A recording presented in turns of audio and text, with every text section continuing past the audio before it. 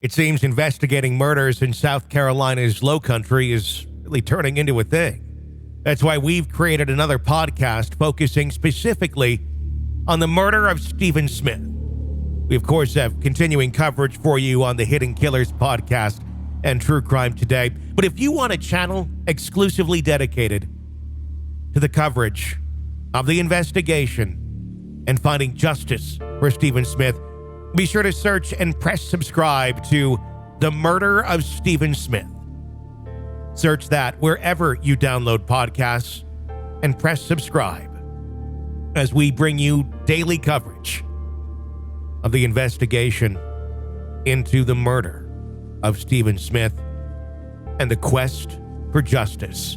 Search The Murder of Stephen Smith wherever you get podcasts. Hope you're having a great weekend. This is our Week in Review, a look back at some of the most compelling stories we've covered for you in the last 7 days. Brand new episodes back Monday, right here. This is an examination of the hidden human condition. This is the Hidden Killers podcast. The Hidden Killers podcast. With Tony Bruschi. We're going to dive into the Daybells in a way that we really haven't before, getting some very interesting insight by someone who is very close to the case, has been following it from day one, is from the area, knows a lot of the key players in it, has talked to them, and is even going to be at Lori's trial coming up here in the coming weeks, and is going to be our correspondent on the ground about the trial, covering it and giving us updates throughout the day as cameras and such are not allowed in court. She will be, and giving us those play-by-play moments of what's been observed. Lauren Matthias is joining us. She's from the podcast Hidden, a true crime podcast. She's also on television with me every single Friday night on Banfield on News Nation, where we examine Friday night theories. Lauren, welcome. I'm very excited to have you join us as a correspondent for the trial itself, but I'm also excited to kind of talk about the Daybells here initially with you on the air, and to get some perspective, because this is a case that hits pretty close to home for you, kind of personal, right? Yeah, it is personal, actually. At the time, we were living in St. George, Utah, which is it's a small southern Utah city, and the place that Chad Daybell and Lori Vallow met. Mm-hmm. Had we known, we would have been there at that fateful, unfortunate meeting. Yeah. But I was a TV reporter for 10 years, and my son was a year old, and I had just quit. Mm-hmm. And as I say, you can take the journalist out of the newsroom, but you can't take the journalist out of the girl. So I was a stay-at-home mom, getting used to being a stay-at-home mom, and being a journalist, I'm addicted to reading the news every day. Sure. And I remember the day that the first article came down from the AP Wire that 2 children were missing. It was December 2019. And I looked at the photo of Lori and the photo of Chad, and I read more about them. And it was just chilling. They were both LDS. I am LDS. I grew up LDS. Lori looked like every one of my friends' mothers growing up. Mm-hmm. And then I read that Chad Daybell had been an Mormon LDS author and lived in East Idaho, where all of my relatives are from, where I used to report the news. It hit so close to home. And I looked at them and I read the story. And of course, with my journalist background, I also understood that this was not good. Mm-hmm. This was not good. Something was wrong. This was not going to end well. And I still remember just staring at their photos thinking, how could this happen? The first article I saw, and lucky for me, I lived with a forensic psychologist. So every time he came home from work, from interviewing criminals at the prison, I would say, look at this. Help me understand this. I knew people that had met them. I was calling them. Again, for no reason. We weren't doing a podcast. It was pure curiosity. And for the first time, I started joining Facebook true crime groups. I had never done that before. Mm-hmm. And then the pandemic hit, and I had even more time to obsess over this case and to ask more questions. And then with the pandemic, the prisons and jails shut down, and my husband didn't have work. Mm-hmm. So we were able to honestly sit there and just talk and investigate and learn so much that we finally just started recording our real dinner conversations that we were having. Mm-hmm. And this is a case that has so many layers and it goes so deep. One of the things that is always intriguing to me about this case is how they did start LDS. You being LDS, and I don't know a lot about that religion at all, but in your mind, can you understand how Chad's twisted belief system, I'm not talking murdering his kids or belief system, but how he was able to basically make a new version of this and kind of, make something that was not LDS, but spread off of it and create this kind of twisted world of his and his beliefs. Yeah, I think that's actually been the major question I've had in my mind for the past 3.5 years. I would say at the beginning of this case with the missing children, I had no idea. Mm-hmm. It was mind-boggling to me. We've interviewed a lot of people. We've talked to a lot of people, family members of the Daybells, family members of the Vallows. I've talked to those who have studied the LDS faith and learned more about this deep doctrine and the different groups of people that sort of adopt these extreme religions. I've gone so far as to attend the same conferences they did. I traveled to these conferences because this is exactly what I think I needed to understand at a personal level. And I think that there are also a lot of LDS people that are following this case for that same reason. They don't understand how this could happen. I can say after 3.5 years, I have come to a better understanding. Mm-hmm. But thank you for stating that, yes, these are extreme beliefs that aren't typically practiced in the LDS faith. Maybe some of them are some obscure beliefs that were maybe talked about in the early days of the LDS faith. And then they take these ideas and run with them and adopt them into their own, minds. But I think a lot of it also has to do with psychology. What type of person adopts extreme beliefs, has these extreme beliefs, and what type of person takes it as far as murdering children? I know people with some extreme beliefs, but then to take it this far, how does that happen? And I think that's the ultimate question my husband and I have been trying to answer from the very beginning. You said that you were starting to get a better understanding of it, and you went to some of those conferences and saw the individuals, and not everybody who goes to those conferences of extreme beliefs are going to go murder their family. But how did you get a better understanding of it? Explain to me what you mean by that. So growing up LDS, I think that I always understood, the progressive members or the plea of the progressive LDS members. I think that sometimes many of us in a certain religion, we put those that are part of a certain religion into one box. Mm-hmm. And I can certainly say that there are a variety of beliefs and a variety of members in the LDS faith, more than I think people realize. And I was completely ignorant to, first off, what was going on with some of these extreme beliefs. Like, I didn't know this group. I didn't know these conferences existed. Let's start there. Okay. I didn't even know. So I didn't even know, and I was always telling people, don't put us all in a box. And yet, while I'm saying this, I had no idea that not only were these conferences going on where people were really digging deep into, let's call it deep doctrine or historical doctrine of the church, that there was a large number of people doing this. And I actually think even grew during the pandemic. Uh-huh. And on one end, you have a lot of progressive members of the LDS faith who, are fighting for LGBTQ rights and hoping that the church progresses and continues to change. And the church has changed a lot since its origin, since its beginnings. But there's a whole other subset of members of the LDS church who feel the complete opposite, that they're concerned because of the changes in the LDS faith. They're concerned that the church is falling away from its foundation from the 1800s. And they want to go back to that.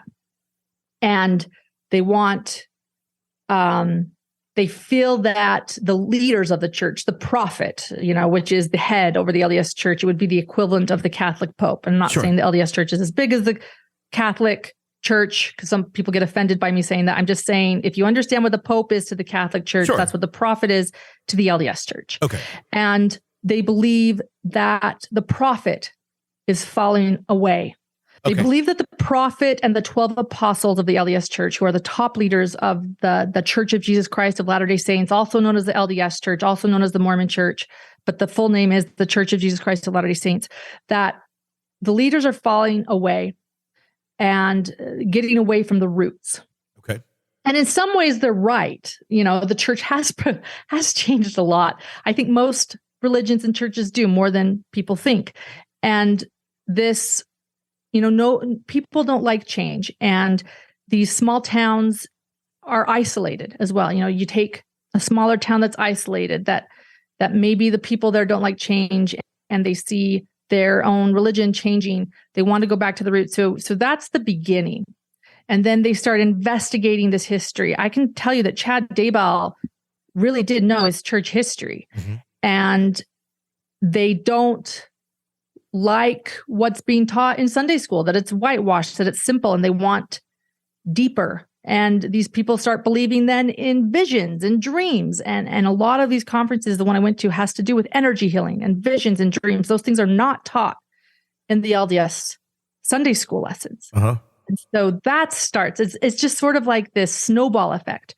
So one thing, I'll explain this. Here's an example. One thing in the Church of Jesus Christ of Latter-day Saints that is a fundamental belief is that prophets and apostles can still receive revelation from God and Christ. I don't know if that's too far off from the Catholic faith and believing that, the Pope leads the church, but the Church of Jesus Christ of Latter-day Saints members believe in modern day revelation. Okay.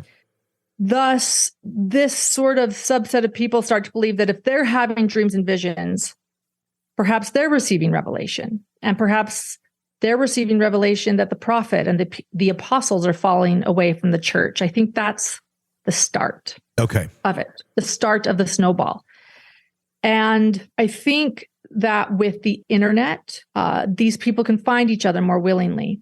And there was a site in Rexburg, Idaho called Avow. It was a conspiracy theory site.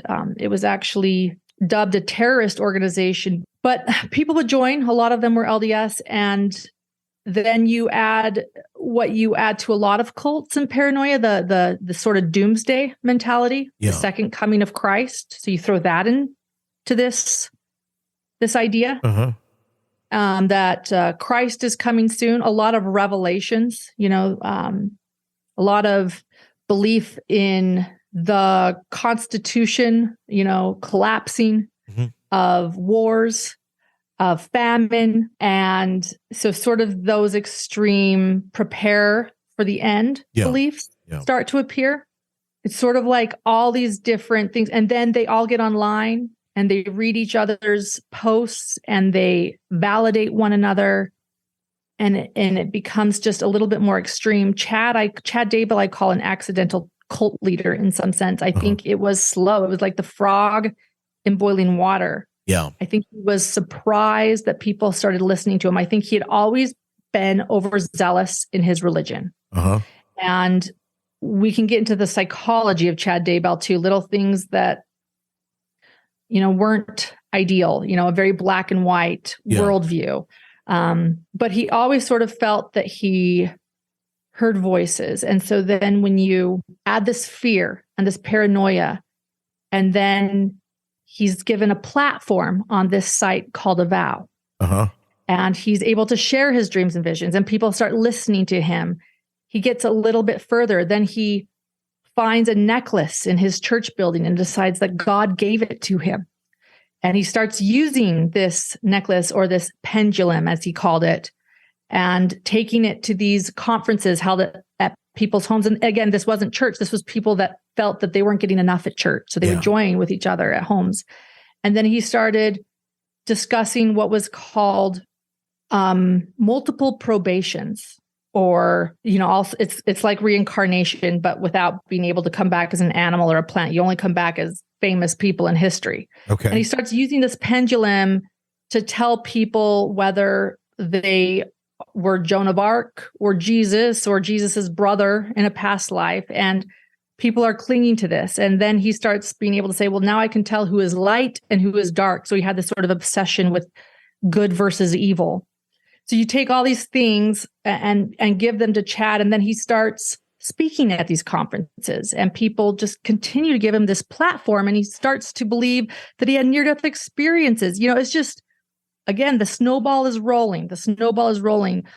And then here is this woman in Arizona, Lori Vallow, who starts reading all of these near-death experience books, who's longing for more, who grew up in a very strict religious environment. Her father is very religious, has sort of these same extreme beliefs herself.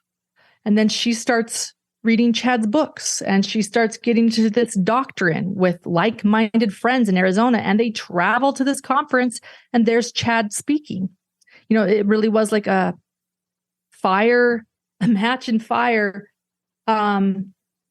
So do I still think it's extreme and crazy and unbelievable? Yes. Mm-hmm. But do I feel like I've been able to sort out how it happened bit by bit, piece by piece, a little bit more? Yeah. I think I've just really tried to understand this whole group of people. And I think it starts with these near-death experiences and these dreams and visions that they all believed they were having. And then you sort of give this power and format to the wrong person. So it's almost like it's this perfect storm.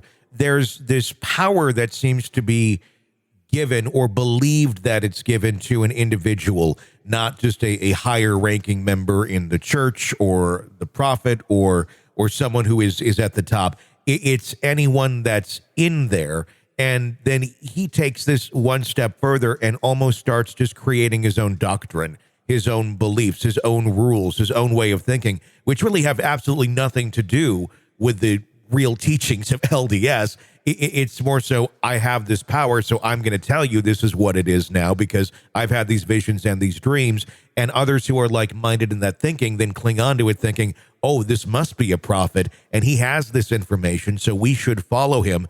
And thus creates the perfect storm that you have of Chad Daybell. Bingo. And he made people feel really special. Yeah. Particularly women, by saying you were Joan of Arc in a past life. Yeah. And to add to what you just said, you just nailed it. Thank you.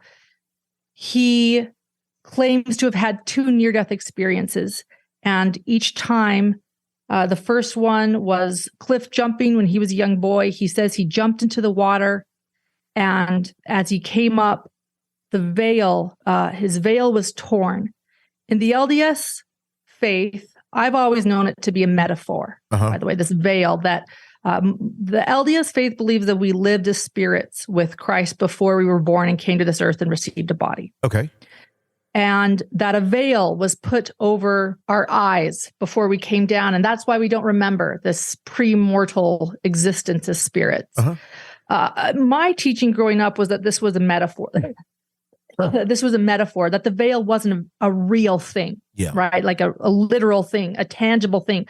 But Chad is so literal and considers it such a tangible object that he says he came up from the water and that his veil had been torn, which means he could see into the heavens. And yeah, he started to believe those things. And you're right, people want to believe those things. These like-minded people want to believe that he has these powers. They want to believe he's special. And so while they were all still LDS, they were teaching things very far from what the mainstream LDS church teaches today. This is an examination of the hidden human condition This is the Hidden Killers podcast. with Tony Bruschi. Laura Matthias, host of Hidden, a true crime podcast, along with her husband. We got more to come with Laura, and we're going to continue to talk about the Daybells. And I'm going to ask the question, are there still people out there that believe in Chad Daybell's system of religion? It's coming up. Press subscribe so you don't miss that part of the conversation. It's on the feed in just a bit. My name is Tony Bruschi. Stay with us.